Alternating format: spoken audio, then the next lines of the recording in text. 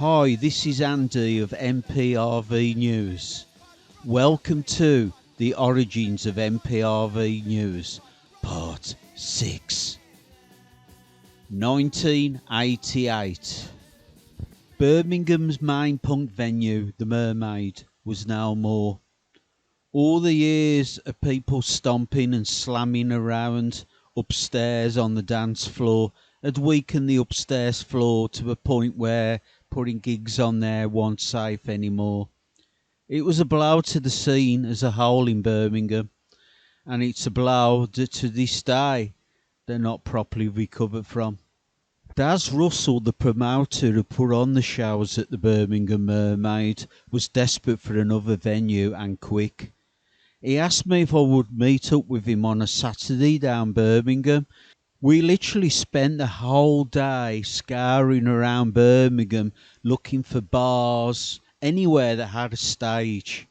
Places we found that were receptive for putting gigs on as soon as you used the word punk as far as the shows you was looking to put on. A lot of them just laughed us out. The place just didn't want to know about doing punk shows. Places that were receptive to doing punk showers, once we got to see the room where the showers would be at, it's either the room be too small or the stage would be non-existent. The whole day went by and we found nothing and just went home. Eventually Daz found a venue. It was called Kaleidoscope. It was in John Bright Street. About where that guy is in the picture was the entrance to Kaleidoscope. There was a doorway going down a staircase into a basement that opened up into a big bar area with a small stage. Daz did gigs there for maybe a year and a half max, and then he left the Birmingham scene altogether and just vanished. Although the Birmingham Mermaid was now more, the crust scene, which was part of the Mermaid's culture, was still thriving. Some of my friends in the crust part of the scene decided to form their own band, more out of boredom than anything else. After some deliberation, they finally came up with a name for the band. They called the band Doom. Their first full gig was in Warsaw at a place called 19s. It was a wine bar and probably only held 19 people, the size of the place. Doom started out as a three-piece, but it wasn't long before they decided they wanted to go to a four-piece band.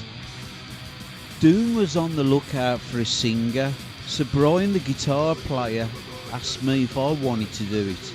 I said, yeah, I'll do it. So he gave me the lyrics to Conform, a song by the Weymouth, Massachusetts hardcore band Siege. The vocals weren't comfortable for me to do, so in the end I opted out. I think it worked out better for the band in the long run. I think you all agree. And can you imagine me with dreadlocks? One thing me and Brian had to do, and actually did try to do something together, was a fanzine. We couldn't make our minds up on the cover or the price, so we both locked ourselves away and designed our own front covers. The one with the Halloween mask and hardcore headband's mine. One of the bands we interviewed was Corrosion Conformity. We sent a letter off to them with a load of questions for them to answer, expecting a letter back with the answers. But that was really cool and sent us a cassette tape with them verbally. Larm was one of Brian's favourite bands and one that I got into more in later years, so that was always going to be in the zine as well.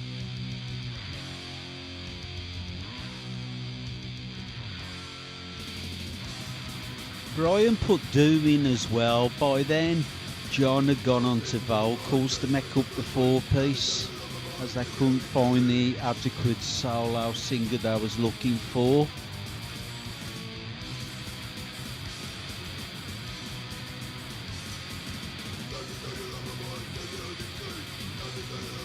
Both me and Brian hated the more glam part of the metal scene. found this a bit of fun as well, where he do the Dust Bowl. By the summer of 1988, Doom had their first record out on vinyl. Talking of out, I was out of the UK also, as I headed to the United States for the first time, with 5 copies of War Crimes tucked away in my suitcase. I was about to go and live with Americans.